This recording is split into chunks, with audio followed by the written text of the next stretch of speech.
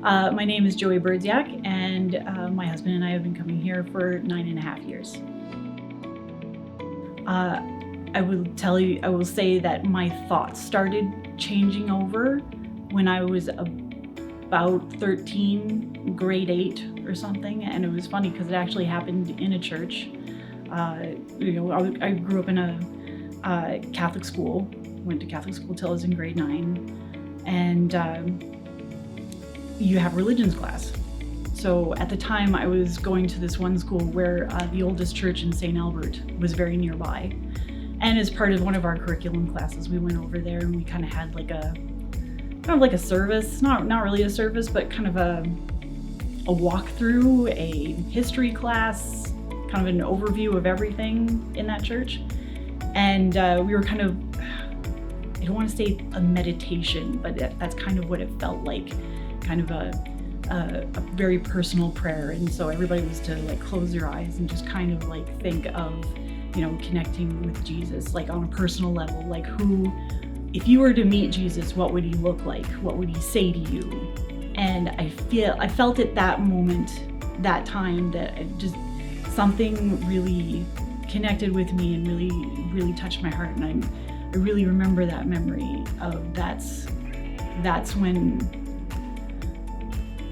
Jesus was my friend. And I just knew that,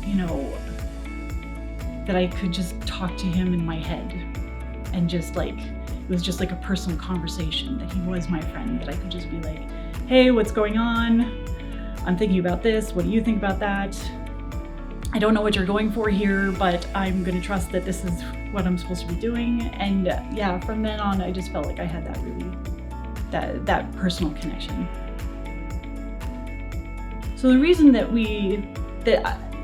I started going to a Christian service, or that my friend introduced me to a Christian service, was just saying that, I had some disconnect from the Roman Catholic Church. And that goes back to me being a teenager and just feeling like I didn't always agree with some of the thoughts and opinions. It said, the Bible says to love everybody. Jesus says to love everybody. And I just found that it just kind of looked like they didn't always love everybody. And so I felt real disconnected from the church. I felt like as a single woman, I didn't really have a specific place in a church. And so my friend said, well, you're not connected to any church. Why don't you just come down to where I'm going to church? So I went with her. And I did go to a couple of her services at the church. And I really, really enjoyed it. And I felt a connection right away. And then after Derek and I got involved, and we were going to some Christian services through some business associates, we just felt that there was just more connection. We felt like these were people who had the same thoughts and who were obviously more passionate about being connected to God than anything that we had been kind of raised with. So when we decided to get married, and it was a complete fluke. We had come here when it was celebrations, and our friend had gotten baptized.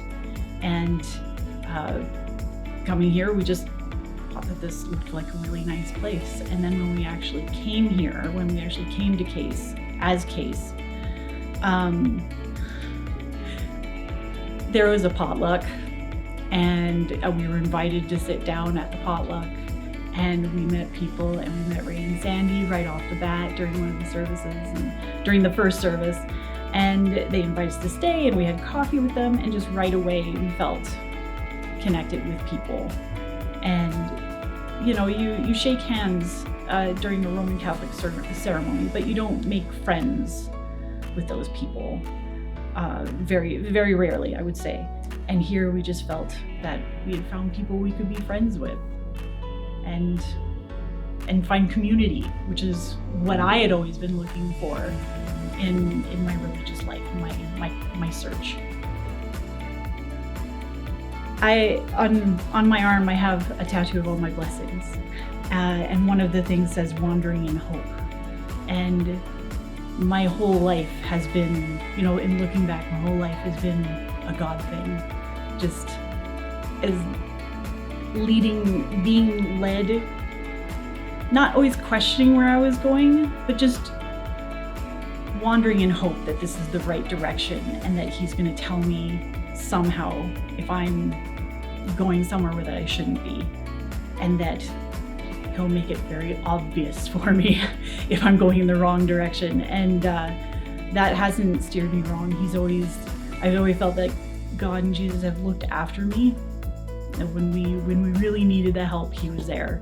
And it wasn't until like looking backwards where you kind of see all of that kind of happening, and then you really know. But I know that I'm wandering in hope, in his hope, that I'm going in the right direction. You've got to trust that God's plan is bigger than you and that you're going in the right direction. Be observant in your own life. Look for the signs that God is giving to you, because he is talking to you.